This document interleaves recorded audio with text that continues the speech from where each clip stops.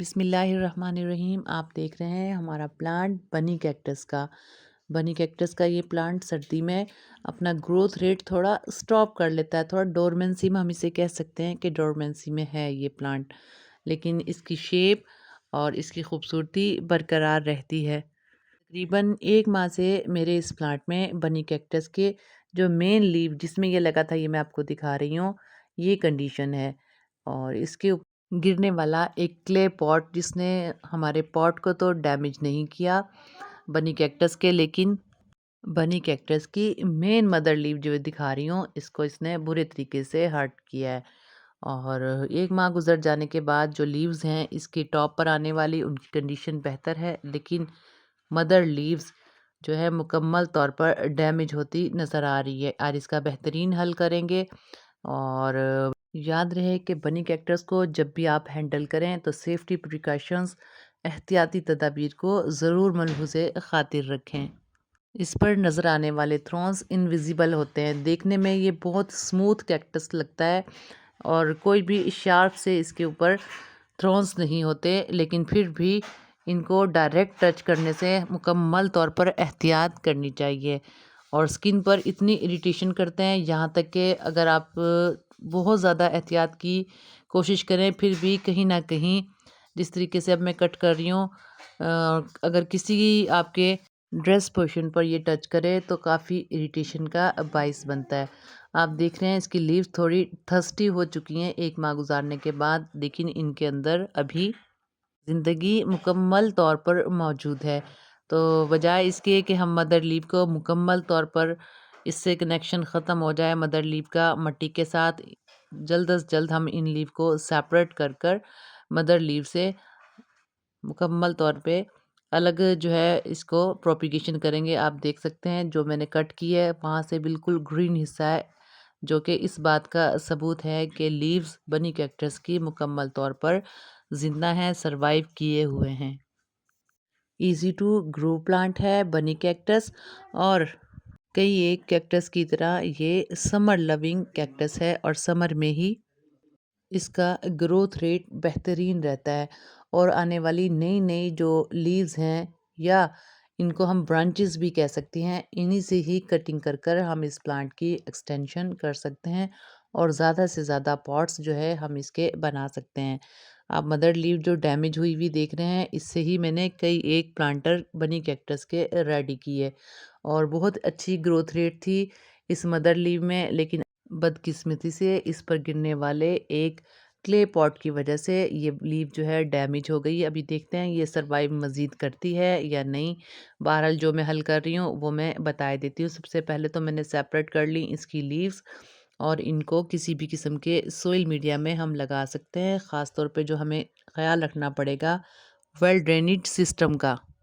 اور دوسری خاص بات جس کا ہم نے خیال رکھنا ہے اس پلانٹ کی بہت ہی اچھی گروتھ کے لیے، وہ یہ کہ ہم اسے بالکل بھی اوور واٹرنگ نہ کریں۔ انڈر واٹرنگ یہ اچھے سے برداشت کرے گا، اوور واٹرنگ بالکل بھی نہیں کرنی۔ اور سردی کے موسم میں 1 ماہ میں صرف 1 بار پانی دینا کافی ہے۔ اور اس کے علاوہ اگر بارش آ گئی ہے تو آپ نے اس منتھ میں جو 1 بار پانی دینا ہے اس کو بھی آپ سکپ کر سکتے ہیں۔ اور لگاتار بارشوں کا سلسلہ سردی میں اگر شروع ہو جائے تو اس بات کا خاص خیال رکھیں کہ آپ اس پلانٹر کو مکمل طور پر ہاریزنٹل وے میں رکھ دیں اور سائے میں رکھیں۔ یہ دیکھیں مدر لیو مکمل طور پہ جو ہے ڈیمیج ہو چکی ہے، لیکن میں اس مدر لیو کو بھی ڈسکارڈ نہیں کروں گی، اور اس کی ٹاپ پر جو گرین کلر ہے اس سے مکمل طور پر یہ لگتا ہے کہ ابھی اس میں زندگی کے آثار موجود ہیں۔ ان لیوز کو میں سیپریٹ کر لوں گی، کوشش یہ کروں گی کہ مکمل طور پر اس کو ٹچ نہ کروں، یا پھر ہم لیٹکس، اگر الرجی نہیں ہے لیٹکس کے، یا فائبر گلوز یوز کریں تاکہ ہم مکمل طور پر اس کی تھرون یا اریٹیشن سے بچ سکیں۔ یہ اسی جگہ سے سیپریٹ کروں گی اس کو جہاں سے اس کی لیو کی اینڈنگ ہو رہی ہے اور دوسرے لیو کی سٹارٹ، بالکل ایسے ہی۔ اور یہی پورشن ہم ڈمپ کریں گے مٹی میں تاکہ جتنی لیوز ہماری سیپریٹ ہوں گی وہ تمام کی تمام برانچز کنسیڈر ہوں گی، اور وہی کی وہ تمام برانچز سیپریٹ پاٹ بنانے میں، سیپریٹ پلانٹ بنانے میں ہمارے کارآمد ثابت ہوگی۔ اب اس وقت ان کی تعداد کم سے کم بھی 4-5 کے قریب ہے، اور یہ 4-5 ہی پلانٹ ہمارے بن کر ریڈی ہو جائیں گے۔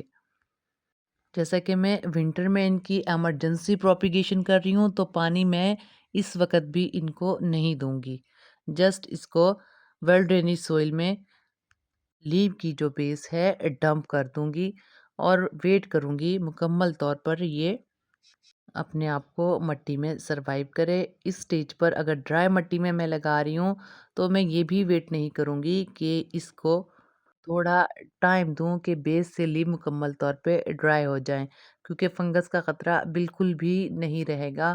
ہم آلریڈی یہ ڈیسائیڈ کر چکے ہیں کہ مٹی بھی ڈرائی رہے گی، اور مزید واٹرنگ بھی نہیں کریں گے جب ہم ان لیوز کو نئے پاٹ میں لگائیں گے، اور مدر پاٹ کو ہم ایسے ہی چھوڑیں گے۔ دیکھتے ہیں کہ کیا کنڈیشن جو ہے سمر کے سیزن میں اس کی بنتی ہے۔ اور جو ٹاپ سے ہمارے یہ دیکھیں، جو ٹاپ سے ہم نے لی ہے لیو، وہ لیو بھی بذات خود ایک برانچ ہی کنسیڈر ہوگی۔ اس کا بھی گلا سڑا حصہ ریموو کرنے کے بعد ہم پلانٹر میں سیپریٹلی لگا دیں گے۔ اور اب بات کرتے ہیں لوکیشن کی۔ لوکیشن ہم ان کو آج سے ہی جو ہے فل سن لائٹ، جیسا کہ سردی میں چل رہا ہے، وہ دیں گے، اور کم سے کم بھی 15 دن تک ہم ویٹ کریں گے واٹرنگ کا۔ 15 دن کے بعد ہی فرسٹ ٹائم میں واٹرنگ کروں گی۔ یہ ایک چھوٹا سا کلیمپ میں لوں گی، اس کی مدد سے کوشش کروں گی کہ لیو کو لگاؤں، جیسا کہ میں نے پہلے بتایا کہ اس کو ڈائریکٹ ٹچ کرنا بالکل بھی مناسب نہیں ہے۔ ایسے ہی لیو ہٹا کر بالکل ڈرائی سوئل میں، تھوڑی مشکل ہوگی لگانا، لیکن ہم اس کو لگا دیں گے 1 بائی 1 تمام کی تمام لیوز کو۔ بنی کیکٹس کو چھوٹے سے چھوٹے پاٹ میں لگائیں تو زیادہ بہتر رہتا ہے۔ کلے پاٹ کی نسبت پلاسٹک پاٹ زیادہ بہتر رہتا ہے اور بیسٹ چوائس ہوتی ہے۔ تھوڑا لگانا مشکل ہے کلیمپ کی مدد سے، اگر آپ اس دوران اچھے سے گلوز یوز کر لیں تو زیادہ بہتر رہے گا، یا پھر اسی طریقے سے آپ گھر میں موجود کوئی بھی چمٹا پرانا یا کوئی کلیمپ، اس کی مدد سے آپ اس کی پلانٹیشن کو کر سکتے ہیں، لیکن کوشش کریں مکمل طور پر اوائڈ کریں اس کو ڈائریکٹ ٹچ کرنے سے، تاکہ آپ مکمل طور پر اسکن اریٹیشن سے بچ سکیں۔